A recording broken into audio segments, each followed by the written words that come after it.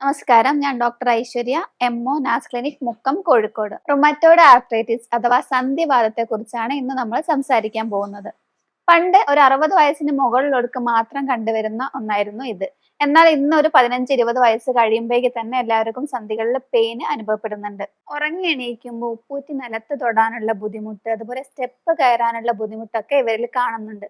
ആദ്യം ചെറിയ ജോയിന്റിനെയാണ് ബാധിക്കുന്നതെങ്കിലും പിന്നീട് വലിയ ജോയിന്റിലേക്കും ഈ രോഗം ബാധിക്കുന്നുണ്ട്. ഒരു ഓട്ടോഇമ്യൂൺ ഡിസീസ് ആണ്. അതായത് നമ്മുടെ ബോഡി തന്നെ നമ്മുടെ ജോയിന്റിന് എഗെയിൻസ്റ്റ് ആയിട്ട് ഓട്ടോ ആന്റിബോഡീസ് പ്രൊഡ്യൂസ് ചെയ്യുന്നുണ്ട്. അതുകൊണ്ട് എക്സ്റ്റേണൽ ആയിട്ട് എന്തെങ്കിലും ഓയിൽമെന്റോ ഓയിലോ അപ്ലൈ ചെയ്തുകൊണ്ട് ഇത് പൂർണ്ണമായിട്ട് മാറുന്നില്ല. ഉള്ളിലേക്ക് തന്നെ നമ്മൾ മെഡിസിൻ എടുക്കണം. ഇതുള്ളവരിൽ ബ്ലഡ് ടെസ്റ്റ് എടുക്കുമ്പോൾ ESR കൂടുതലായിട്ട് കാണുകയും അതുപോലെ RA ഫാക്ടർ, ആന്റി CCP എന്നിവയും ബ്ലഡിൽ കാണപ്പെടുന്നുണ്ട്. റുമറ്റോയ്ഡ് ആർത്രൈറ്റിസ് ഉള്ളവർ ഭക്ഷണത്തിൽ ശ്രദ്ധിക്കേണ്ട കാര്യങ്ങൾ: omega-3 ഫാറ്റി ആസിഡ് അടങ്ങിയ ഭക്ഷണങ്ങൾ കഴിക്കാൻ വേണ്ടി ശ്രദ്ധിക്കുക.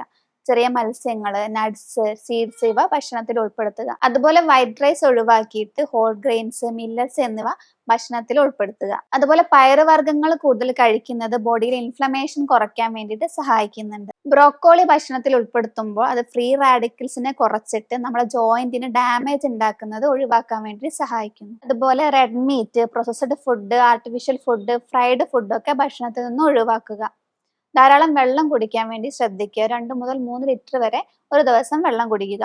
ഇത് ലൂബ്രിക്കേഷൻ ഉണ്ടാക്കുകയും ജോയിന്റ് പെയിൻ കുറയ്ക്കാനും സഹായിക്കുന്നു. വെയിറ്റ് മാനേജ്മെന്റ് വളരെ ഇമ്പോർട്ടന്റ് ആയിട്ടുള്ള ഒരു കാര്യമാണ്.